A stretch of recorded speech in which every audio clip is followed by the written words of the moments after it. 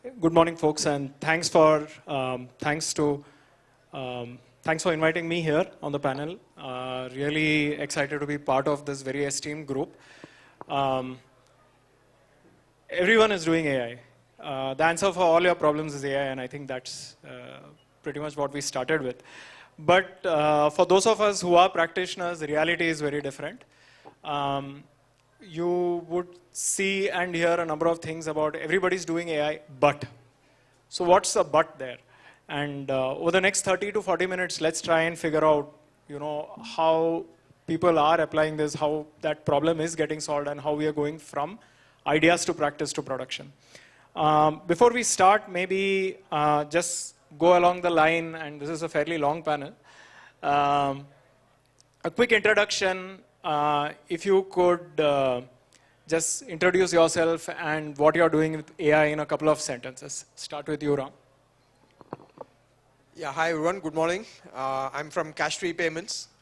And AI, everyone's talking about it, everyone's using it. And we are sort of incorporating it in various internal use cases as well as external use cases. Right now we have a Cashian AI, which is a code developer with anyone trying to integrate with Cash Free Payments, and speeds up the integration, answers all the questions, and writes code, fixes, debugs code, etc. And just like I think most other companies, we have a very good chatbot, which is smart enough to answer a lot of the queries instantaneously. And being in fintech, risk and fraud is a big, big issue, right? Every year, billions of dollars is being lost to that. And we are using AI there as well to protect each one of us making digital payments. And more use cases with that, there's a long panel ahead of me, so I'll leave some of the use cases for the rest of the people. We'll jump into some of those, Ram. Yeah, Gaurav. Hi everyone, myself Gaurav Mathur. I work as CTO of Licious. So my job is to solve for your cravings with respect to meat, seafood, chicken, anything. We are always there. Now 30 minutes delivering. So pretty interesting panel, and everybody is using AI. For me, if you see how AI can solve for is, typically the business we are in, we deal with something which is highly perishable, which requires a very strict waste management, inventory placement constraints and all that, right? So how AI can help me in real time predicting the supply chain shocks and plan for that, whether it is solving for availability of the products for the customer, right? Or whether it is about solving for hyper-personalization, understanding the micro demands, understanding the customer profile, and how can I personalize the customer journey and remove the anxiety out of that journey. Or whether it is the use cases which I think you talked about with respect to solving for CX side, which is conversational AI helping in chat bots, voice bot use cases and all that. Apart from the internal use cases, which is democratizing the data, that how can you get access to the data with somebody who doesn't know how to write SQL. Or let's say, developer, right? Everybody needs to incorporate AI native coding practices. So how do we do that? And then, so right now if I see there is a 22% of the code which gets written through AI in my teams. And how we augment this more as part of our SDLC culture, I think those internal cases also are there. Hi everybody, my name is Anjani Kumar. I'm the CDIO for Ether Energy. We are a two-wheeler EV company. I have been lucky enough to be in IBM for 14 years and then CIO, CDO for several of the other industry. And this is my first startup job, which is Ether, even though it's a listed company, but we still call ourselves a startup. See, as everybody talked about AI, we were just looking at how much people would be in the organization using AI. And we realized how much we could track. Almost 89% people are using AI at least once in a week, which is a huge number. How we use AI is, as Gaurav said and other panelists said, one is the everyday use cases, how Gartner calls it, which is the CX side, front end and back end, is everyday use case, a chatbot, and we also use it. If you go to our website, you will be able to see this. But we also have something called game-changing use cases. And those are, how do we use that in the product, and how do we use that in the core service? So as we speak, we have already announced in our annual day, pothole detection. So when your scooters are going, how do you detect pothole? I mean, detecting the pothole, creating the model, ensuring that it is pothole, and then we give you beep right before the pothole, right? And then another one is we have Bluetooth enabled Halo helmets. So you could do voice recognition, and voice recognition, just changing the music and all, definitely there. But we also give you an option that you can talk to a scooter. You can say, put the traction control on, change my driving mode from economy to a sports, or I mean any control you can take. So these are, we have done using the model embedding in the mobile app itself, correct? And your Halo is connected to the mobile app. So these are I think, some of the game-changing use cases, and we are definitely looking forward to, since we are an engineering first, complete digital ecosystem player, we are looking at a lot of potential from AI perspective. Hi, I'm Vikram Singh, co-founder and fellow CTO of Headout. If people don't know Headout, Headout is a platform for people to discover things to do in town and book them spontaneously. We're live in 200 cities around the world. Unfortunately, we're not live in any Indian city right as of now. But let's say you travel to New York City, you can basically go ahead and you would want to discover the city out and discover what the city has to offer, and probably search and book things like go for a tour of Statue of Liberty, go book a Broadway musical, probably take a hop-on-hop of bus, maybe go to the top floor of Empire State Building. All of these things are very easily searchable and bookable on Headout. So we're basically a marketplace that connects consumers to suppliers, which is very fragmented out there. Now, as far as AI is concerned, from a company perspective, we are very knee-deep into AI from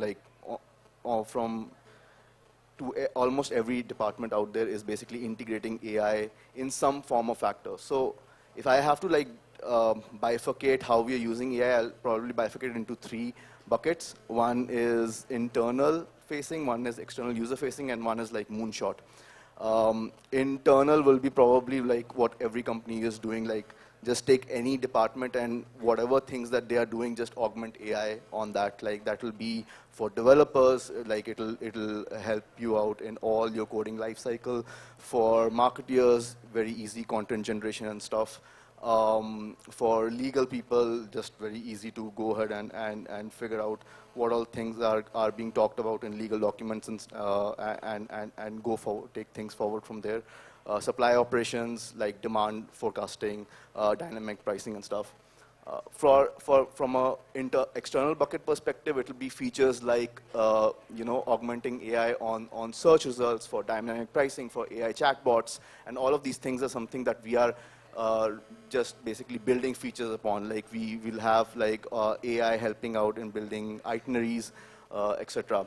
And one of the moonshot that we are trying to go for is how can we leverage AI to become your travel guide.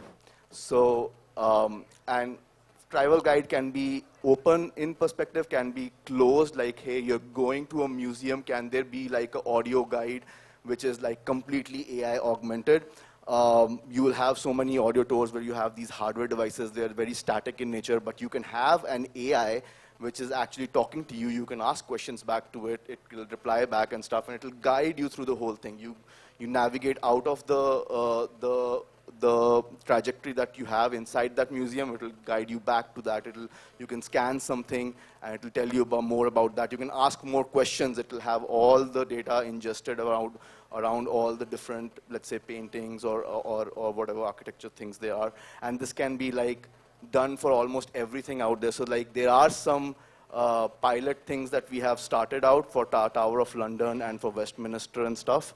And we're pretty excited for that. Right now it's limited to small avenues, but that can be opened up and just made very very open and like a travel guide just in your pockets and stuff. So yeah, a lot of use cases for AI for every company, and I think a lot of use cases are they have an intersection. But yeah, pretty exciting times. Hi, this is Divyanshu from Ixigo. First of all, thanks to the organizers for inviting me. Ixigo, I'm sure most of you might be aware, we provide travel booking solutions, be it flights, buses, trains. And most of the things we are like one of the top travel providers. In trains, we are the #1 private players. So the AI adoption, like our our CEO is from the start itself. Let's say like when the Gen AI bubble was not there, like we were using like AI and ML solutions for our prediction engine that is there for the train ticketing platform. And since the Gen AI boom, like we have, apart from chatbots, like that are handling more than 90% of our queries, we do have very intelligent like voice agent as well. And it can converse in English and Hindi, and like now more than 50% of our calls. So if you are a like one of our users and you encounter any support issues, do try out our voice bot as well. And we are and since like the interesting part is like the NPS of our AI like bots are like significantly higher than the regular like the agents that we had before.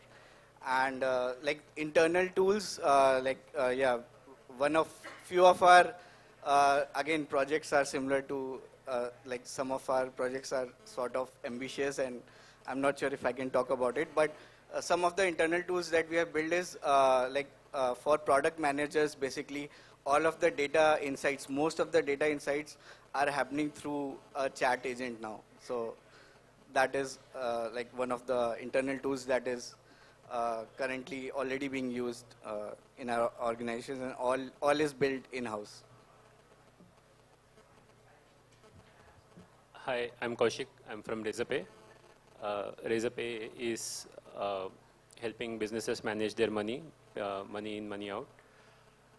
So I drive most of like the AI initiatives within Razorpay.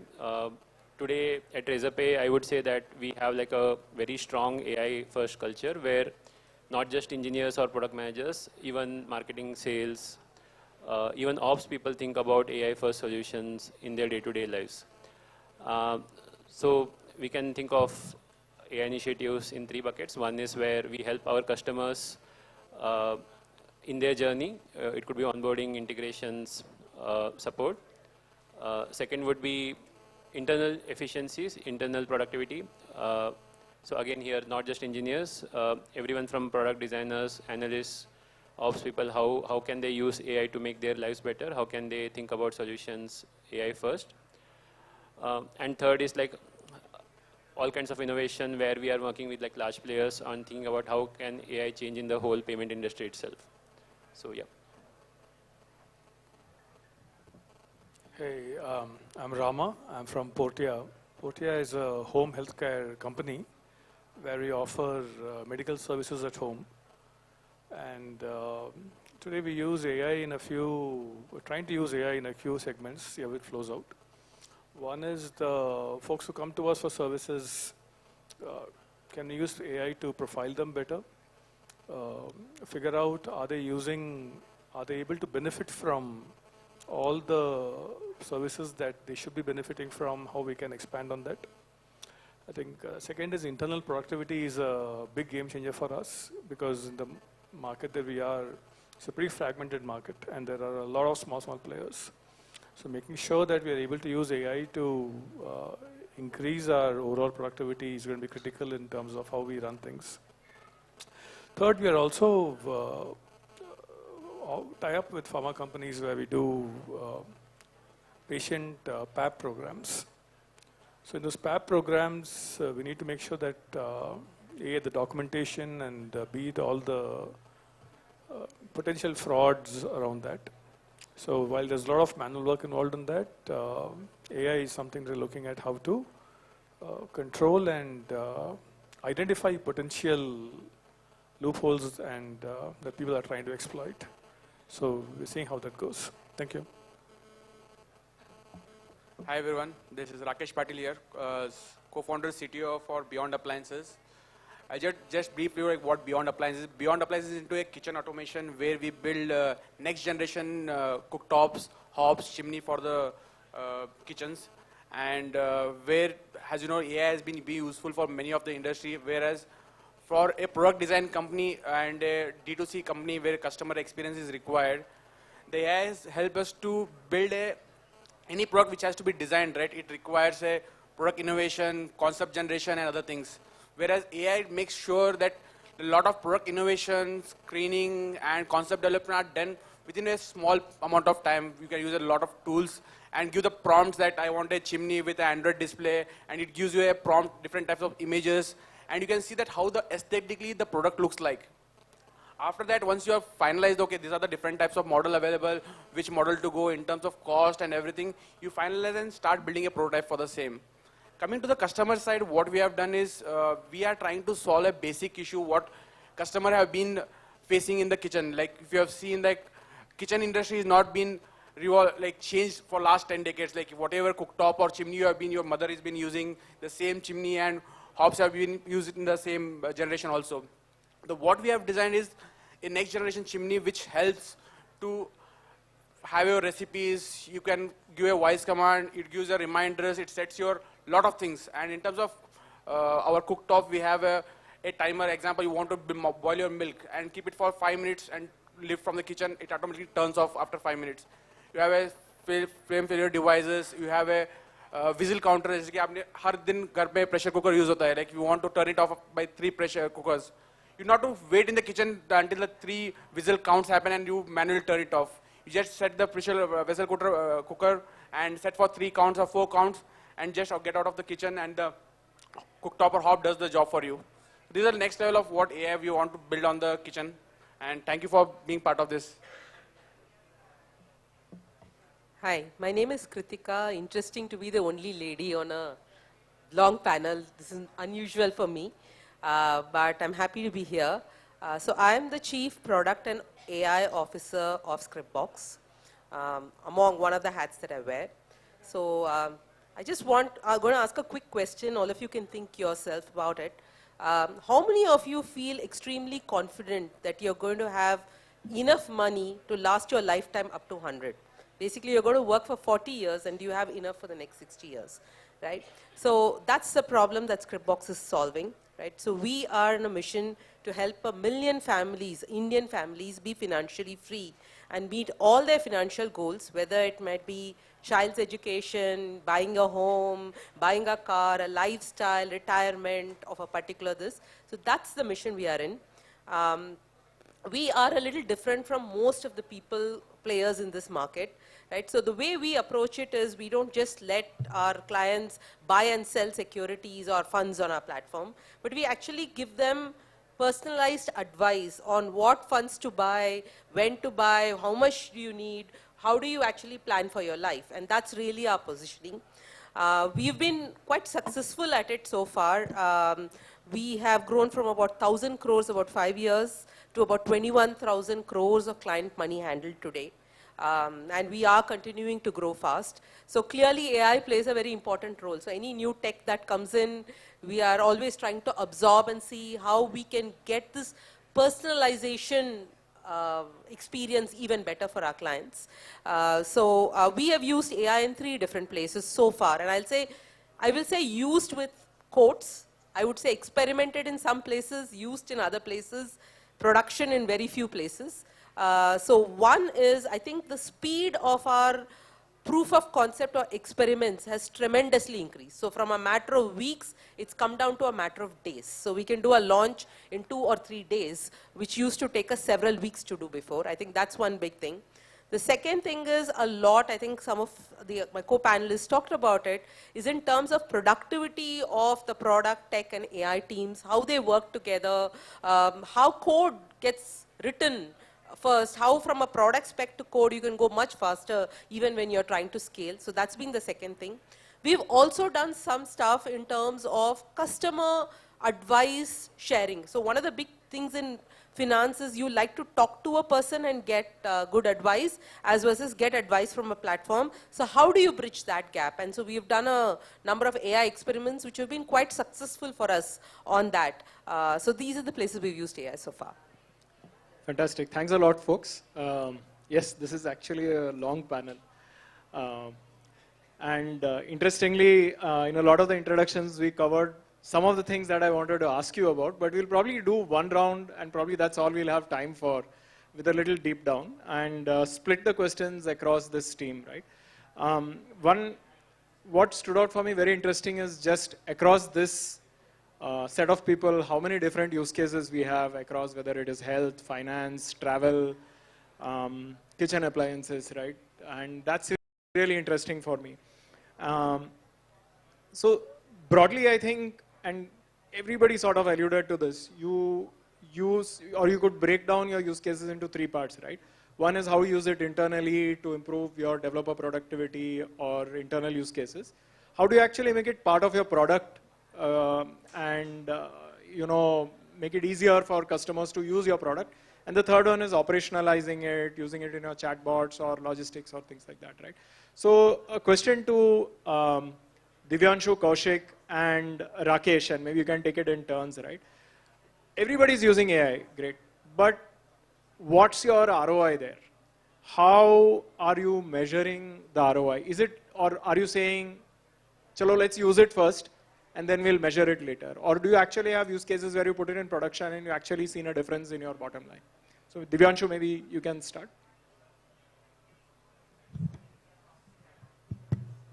So yeah, it's both actually. When we were starting out to build it, of course, it was in experimental, and there was a lot of testing internally. So one thing that I can talk about is the voice agent that we have built. It was a very hard problem actually in a country like India, especially like that is multilingual, and also in the travel sector, customer support and experience plays a very important role. Like most of the time. So there are some like mundane queries, like inquiring about like did I get my refund or not. But there are like some like critical queries as well, especially in the international travel and like when your travel day is approaching. So all of that, like 50, as I said, like 50% of the voice call also are now handled by agents, and like technically it was like very challenging on the aspect of latencies and like customers switching between English and Hindi, and like understanding their emotions, understanding their pauses. So yeah, so I believe like our team has done a great job there, and what the results that we see is like higher NPS. So cost-wise, still like slightly higher than, especially like here we do get like cost-effective manual agents as well. But the gain, like definitely you can see in customer delight, and the resolution times have decreased. So yeah, that like is a lot of technology. I think over time we will see the cost coming down as well. Yeah, yeah. So with the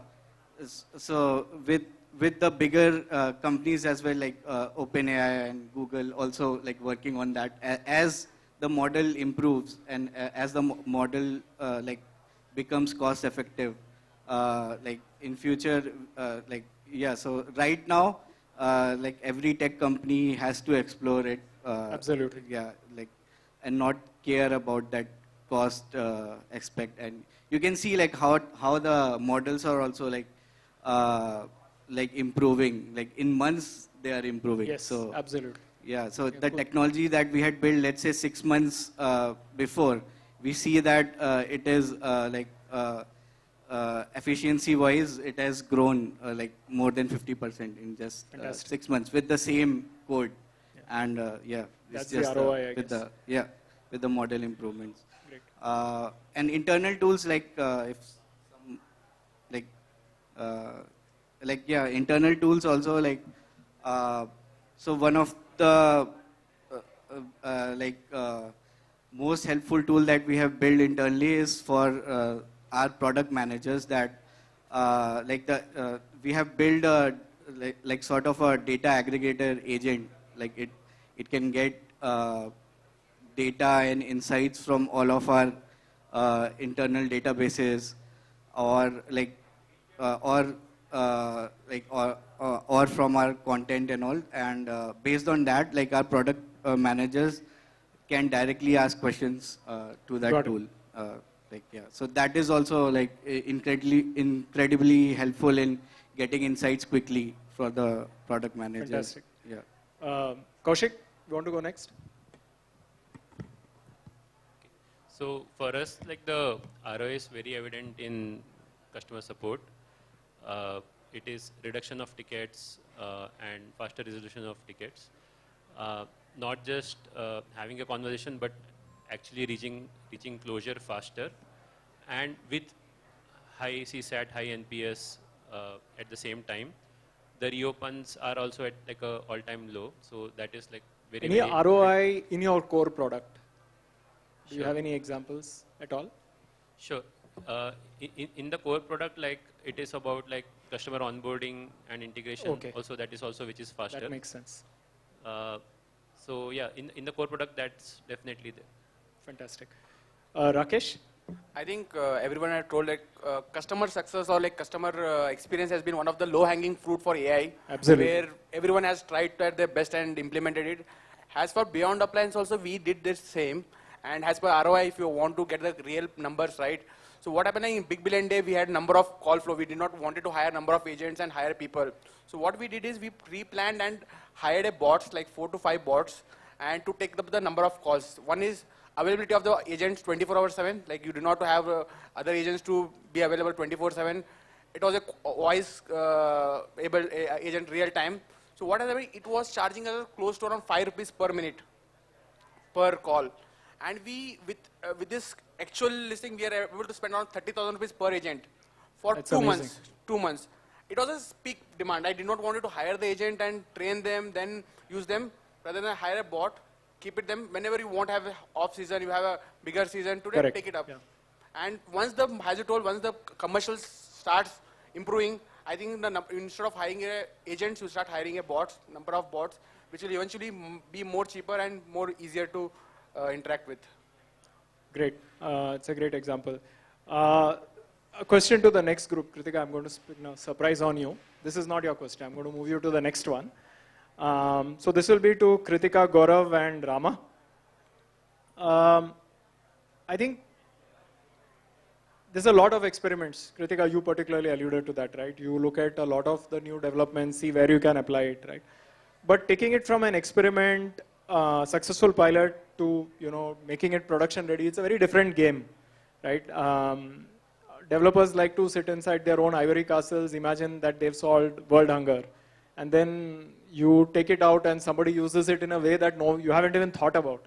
So what are the challenges you faced in taking it out to customers, taking AI solutions out? That's a great question. Actually, also tied to the ROI question that you asked, right? So, at an experiment stage, you're not really looking at ROI. That's you true. Try and you say, do whatever you want, because you are trying to get metrics to say whether this will work or not. So, I'll give you a couple of examples, right?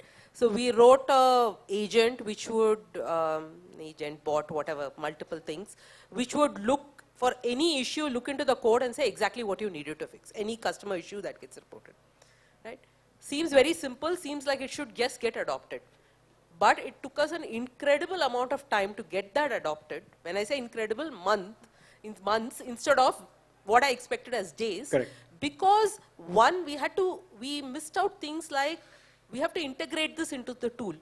We have to take latency into account, right? So when somebody who's fixing the issue is looking at it, They don't want to wait for 30 seconds before that answer comes. Sometimes they're that impatient.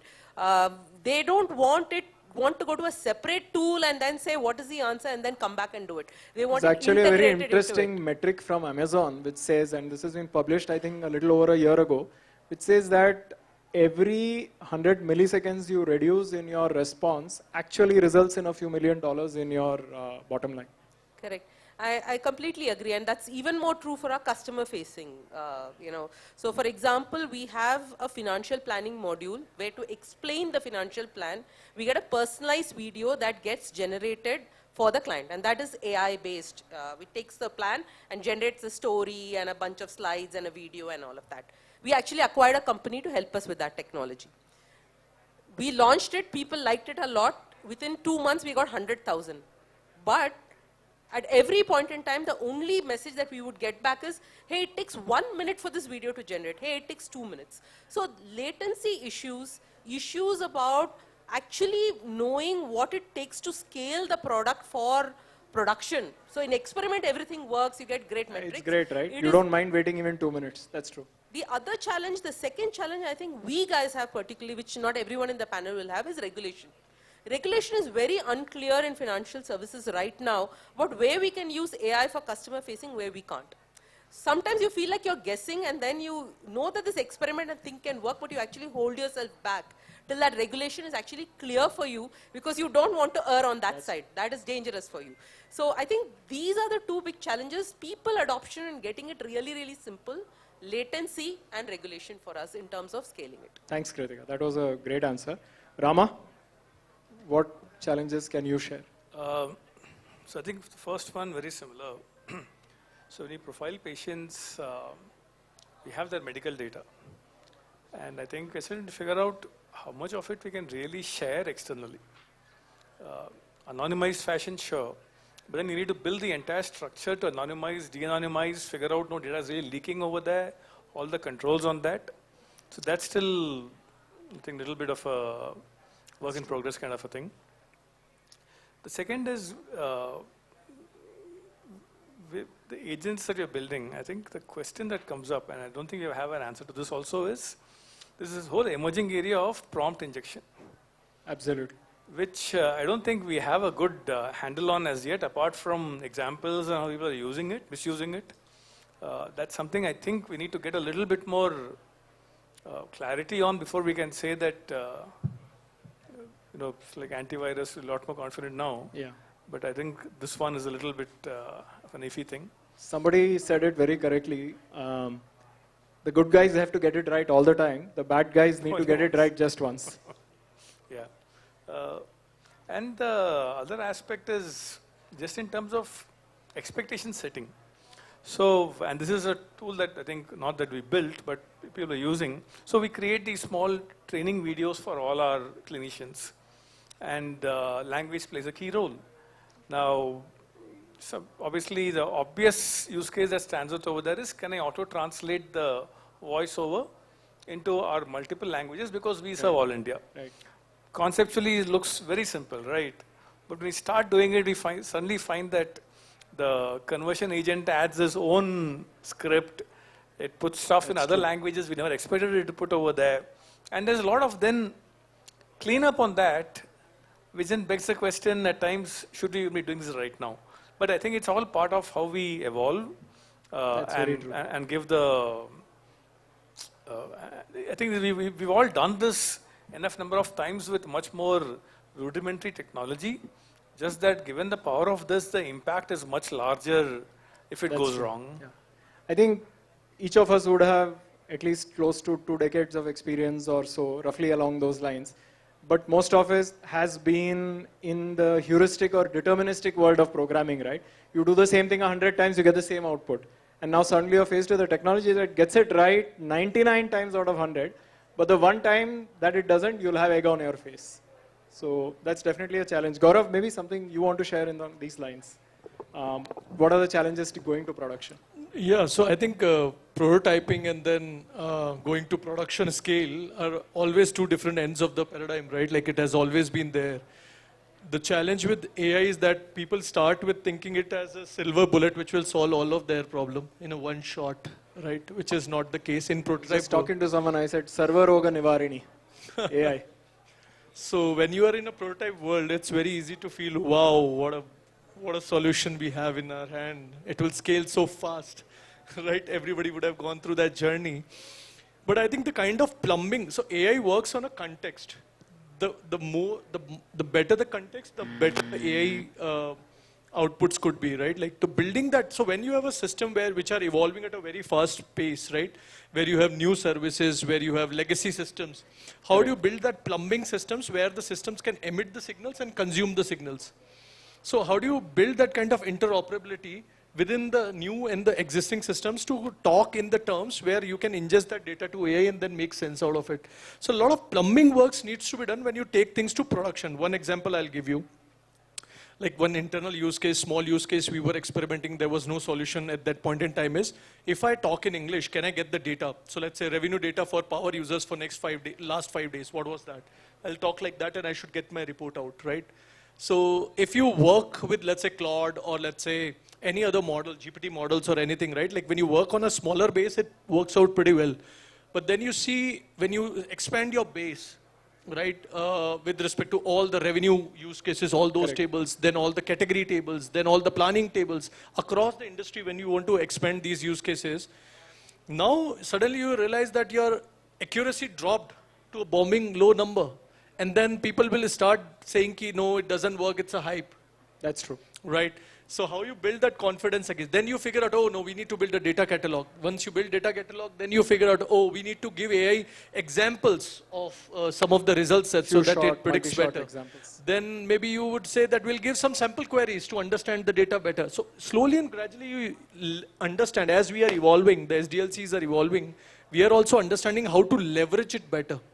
Right? What to give to get even a better output, which makes sense from the customer. So like the democratizing the data part, which I was talking about, the solution we build, Query GPT or Cortex, whatever you call it, but it was somewhere around 63, 62% accuracy. We moved it to 78% now with all the data cataloging, everything, and still it is evolving. And now we have like good 70% of the use cases within the company where you can get the data with 78% reliability. Great. Yeah. So there is a feedback loop now, customer feedback. When analysts are our customers, they give feedback. Then we track that feedback. We refine our prompts and everything. So it's a cycle. It's a loop. Yeah. No, so that's the journey somebody takes. It's a journey. You're right. And I think every industry faces this problem and has their own way of handling it. So while in Relic we are building AI for observability, we are realizing as important or more important is observability for AI. Right, which actually handles a lot of these things that you're talking about. No, precisely. That's where I think the SDLC will also move from a lot of grunt work, boilerplate work to how you build orchestrators where they pull in the various autonomous agents and then get the work done through them through some governance. True. I think that's where it will evolve. So I've been told that we have 10 more minutes, and that last point you made was exactly where I'm going.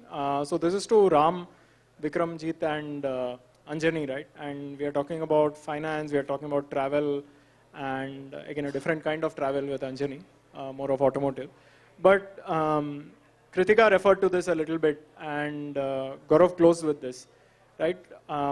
We are talking technology, we are talking ROI, but one of the biggest areas in AI that a lot of companies are grappling with is governance and ethics.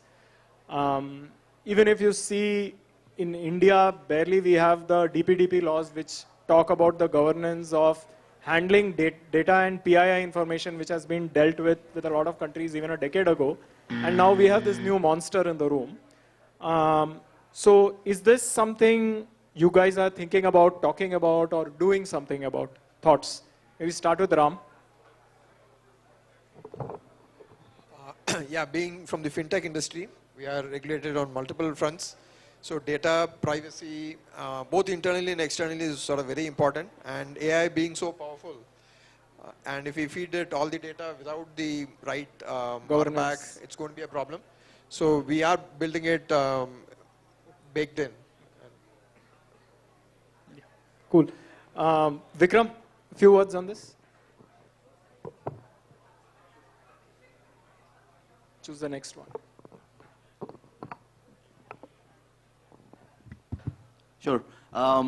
This is a very open-ended topic, and I think like the answers to this are not clear, and they are evolving as Large time is going careers on. in government are built on this open-endedness. Right. I mean, we have employed some techniques, like we have for example, like, hey, you're using cursor or Anthropic and stuff, and you know, just having all your developers use that to build out your code. But are you keeping into perspective that you might have API keys over there, Correct. or you might have some passwords over there, and if it goes ahead and you know, takes it into the context, it might learn on them. Fair enough. So how do you deal with that? So like now one solution to that is, hey, you have to create vaults, create your own vaults. The AI doesn't have access to those vaults. Only specific people have access to them. Keep all of those keys inside those vaults. And AI only has access to your code. But then you can also argue that AI has access to your code. If the AI is learning on that, it might be releasing some of your code aspects outside, which you don't Fair want. enough. You're not an open source code base, right? So now you have to trust the LLM companies and be like, hey, I want to be on a plan in which you are not learning on my data. A lot of people actually, and this is probably less for companies, more for individual people, don't take this into perspective. They'll just be using different LLMs out there.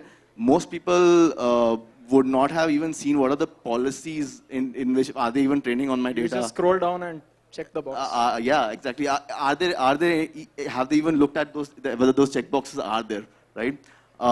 So there are a lot of things, and even we as a company are, you know, as time moves on, we are gradually learning on all of these things.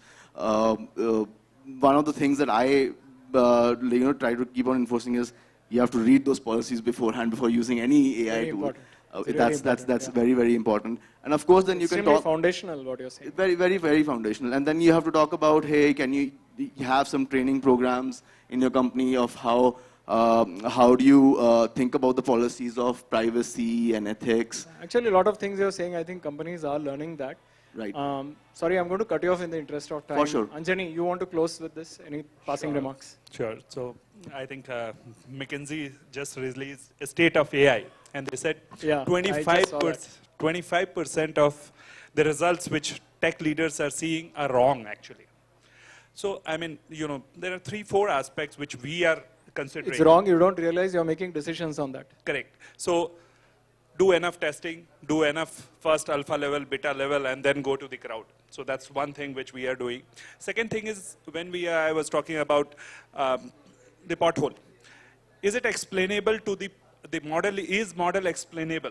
So that's another issue where you are not exactly in the LLM, but where you are creating your own model. Explainability is an issue. Data bias, that has been always That's there. a problem for everyone. Correct. And then fourth is, of course, you know, which kind of data do you want to use? Which kind of data do you Correct. show? So hopefully, data Whatever you privacy choose, will- your biases will be reflected on that. So I Correct. think, yeah. So that is what we are mainly doing, but we are not using tools. Still not using tools, as he said. It's still evolving. But at least we are thinking about it. We have some programs for it. That is how. Fantastic. Well, thanks a lot for sharing, guys. I think this has been extremely insightful to me and hopefully to folks in the audience as well. I think with that, we'll close this. Thank you.